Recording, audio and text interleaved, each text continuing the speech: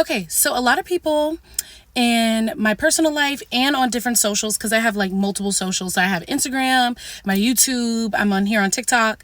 People have been asking me, like, how do I know if I'm a mermaid spirit or an incarnated siren? Okay, First of all, the only way that you could ever really truly know your own spirit, no one can tell you this but yourself and your own ancestors and your spirit guides.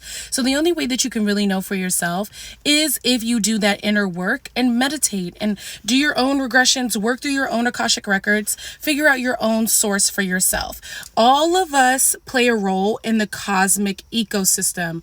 That's what I refer to it as. All of us, just like animals and plants, have a specific role that we play within the spiritual, cosmic environment. So that's why we have the different elements. You have wood, you have air, you have ether, you have water, you have fire, you have metal. Okay, and all of those play a part. So when we talk about mermaid spirits, we're talking about those who do the spiritual work of the water element. Okay, that's number one. And the best way that you can figure that out, like I said, is meditating and doing that work for yourself. But today, we're going to talk about different things that you might have done in your childhood to let you know that you might be a mermaid or siren spirit. Okay, number one, when you were a child, everything had to be blue. And I still see grown ass people today, including myself, everything around them is blue. Everything got to be blue because the mermaid spirits and the water spirits, they just don't play when it comes to their color association. You have to have it. So as a child, your room was blue. All the things that you enjoyed was blue. Your games, your just everything. When I was a kid, my room was painted blue. My sheets were blue. All of my clothes had to be blue. I just now started wearing different colors in college. Just number one. Okay. Number two, you ate a lot of salt as a kid. If you were a kid and you were like the movie Aquamarine and were literally drinking salt out of the packets, sneaking salt and eating salt, you very well could be a mermaid incarnate. I had to stop doing that shit because it could kill us. So I hope we're not doing it, but sometimes I still got to eat a little salt. I'm not even gonna lie. It's extremely bad for you. I am not condoning that. Okay. Number three. A way that you might know that you are a mermaid incarnate if you were obsessed as a kid with these movies, Aquamarine and Pirates of the Caribbean. Okay, and The Little Mermaid. If you absolutely had to watch those movies over and over and over and over and over again, especially Pirates of the Caribbean, because for those of us who are Black, okay, African American or Caribbean, anybody from the diaspora who knows anything about hoodoo and voodoo, you already know that Pirates of the Caribbean is heavily La Sirena coded. Okay, so if you were really into those movies as a kid, like obsessively, probably a mermaid incarnate or a siren spirit.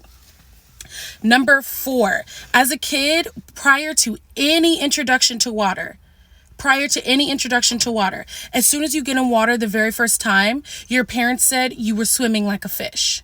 If you just instantly got in water and was very comfortable in swimming around and having fun, you're probably a mermaid spirit. My mom said she wanted to put me into swimming lessons for safety reasons, and then come to find out I barely needed them, and I was leading the class, okay?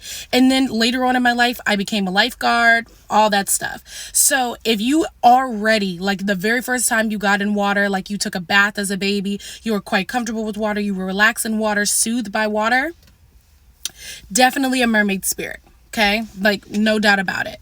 All right, was that 3 or 4? Let's just say that was 3, so we're moving on to 4, because I don't know. Number 4, okay? Another way to know if you were a mermaid or a siren spirit is if you absolutely always had to have some type of like ocean themed night lamp, some ocean toys, something like that, or ocean themed clothes. Because I'm telling you, my whole closet as a kid was full of it. I had to have an ocean nightlight. My bedroom was painted blue, and I still have a dolphin pillow pet that I sleep with to this day. It is in my house, okay? So if you have any of those things, more than likely, you're a siren, all right? Number 5, if you love any salty, briny food, it's like you are taking in that ocean water And it's the only way I can explain it. So like all the foods that are like associated with mermaids secretly are like vinegar, pickles, seaweed, anything that's briny, even like green olives. If you like that briny, salty taste in food as a child, mermaid. That's so mermaid coded. So mermaid coded. All right. Okay, so we talked about that. Number 6, if you really, really loved shiny jewelry as a kid, there's something about mermaids. We already saw that depicted in so many things. If you give offerings to mermaid spirits, they absolutely love jewelry. They love shiny things, anything that's reflective like the ocean, beautiful and pretty. And if you were into that as a kid, especially as a child, if you were always like, ooh, I love March's birthstone. I love aquamarine. I love September's birthstone. I love sapphire. Or December's birthstone. I love blue topaz. It's so pretty. That's highly mermaid coded. If you were a kid and really liked silver jewelry, mermaid coded, okay? It really is. It's a natural association. You're just drawn to it without thinking about it. You always have to have some type of ring, some type of jewelry as a kid. You always had to be blinged out. Okay, this feeds into number 7. If you were a kid who absolutely had to have a flawless face, and it didn't have to be makeup, but you just always wanted to be pretty, and you were always in the mirror. If you were a kid who was always looking in the mirror and always had to be pretty, that's so mermaid coded. Okay. Number 8, if you were a natural introvert who was very psychoactive as a kid, you're probably a mermaid. And what I mean by that is it was hard for you to connect to other people because you were always in your own head. I really associate that with like that dreamy aspect that's associated with Pisces. I used to get bullied for that so much as a kid because I would be staring off into space and then people would think that I was staring at them or like I had a problem. But it's like, no, girl, like I'm just in the ethers, okay?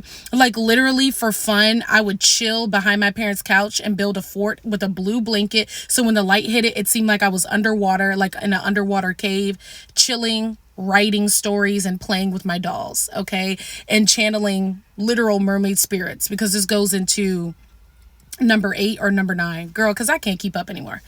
It's the end of the day for me. Like, I don't know.